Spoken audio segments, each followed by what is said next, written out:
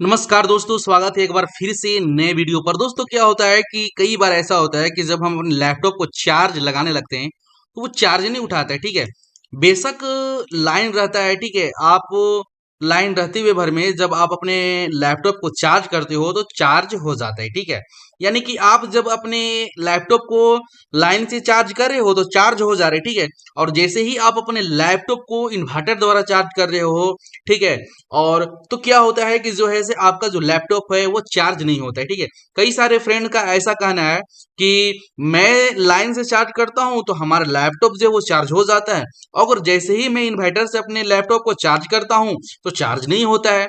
आखिर ऐसा क्यों होता है? ठीक है, और अगर लैपटॉप अगर आपका चार्ज नहीं हो रहा है, ना ही आपका लाइन से ना ही चार्जर से, ठीक है, यानी कि चार्जर लगा करके लाइन में, देखिए दोस्तों, हमारा जो सोर्स है लैपटॉप चार्ज करने का वो दो तरह का सोर्स है। ठीक है, आप चाहें तो डायरेक्ट लाइन में खोस करके अपने जो चार्जर है उसे चार्ज कर सकते हो।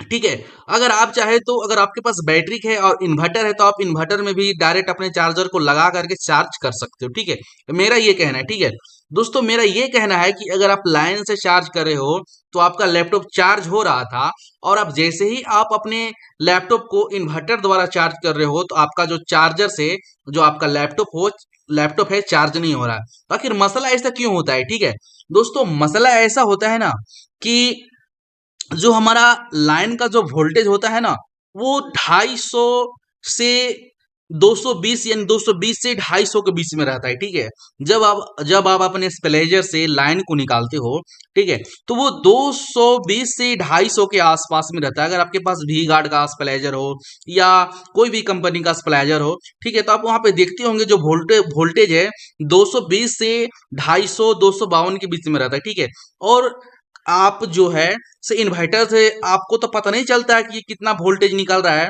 तो जो इन्वर्टर का जो रील होता है ना दोस्तों वो शॉर्ट कर जाता है। ठीक है, और जब आपके इन्वर्टर का जो रील है शॉर्ट कर जाता है तो आपका जो इन्वर्टर जो है ना वो वोल्टेज कम से कम 350 के आसपास का जो वोल्टेज है वो निकालने लगता है। ठीक है, इसके कारण जो हमारा जो कंपनी का जो ब्रांड का जो चार्जर होता है ना वो उतना वोल्टेज को एक्सेप्ट नहीं करता है। उसमें कुछ डायोड लगाया रहता है कि जो है जिसकी वजह से जो हमारा चार्जर है वो 350 वोल्ट को एक्सेप्ट नहीं करता है, जिसकी वजह से जो हमारा चार्जर है वो हमारे लैपटॉप तक करंट नहीं पहुंचा पाता है। ठीक है, और इससे जो है हमारा चार्जर खराब होने का भी ज्यादा चांस रहता है कि जब हमारा चार्जर जो है वो 250 वोल्टेज तक वो सीमित है, मान लीजिए कि 270 तक भी चलेगा, जैसे ही 300 350 आता है तो वोल्टेज जो हमारा चार्जर का था ना बना, इतना वोल्टेज आप उनको नहीं लेना है। ठीक है, इसलिए जो है हमारा लैपटॉप चार्ज नहीं होता है। ठीक है, आपका चार्जर खराब नहीं रहता है। अगर आप लाइन से चार्ज करके देखोगे या किसी और दूसरे के घर आप लगा करके देखोगे तो आपका जो लैपटॉप है वो चार्ज हो जाएगा। अगर अगर मान लीजिए कि अगर आपका लैपटॉप है, अगर दोनों में काम नहीं करे, ठीक है, अगर आप स्पलाइजर से चार्ज कर रहे हो फिर भी, और जो है से आप इन्वर्टर से चार्ज कर रहे हो फिर भी, अगर आपका दोनों चार्ज नहीं हो रहा है, ठीक है, तो उसमें जो है से आपका जो है से चार्जर खराब हो सकता है। ठीक है, मैं ये नहीं कर रहा हूँ कि आपका चार्जर ही खराब है, हो सकता है कि आपका जो चार्जर का जो लैपटॉप पिन है वो खराब हो, उसमें कुछ कचरा चल गया हो, इसलिए आप एक से दो चार्जर लगा करके देखें।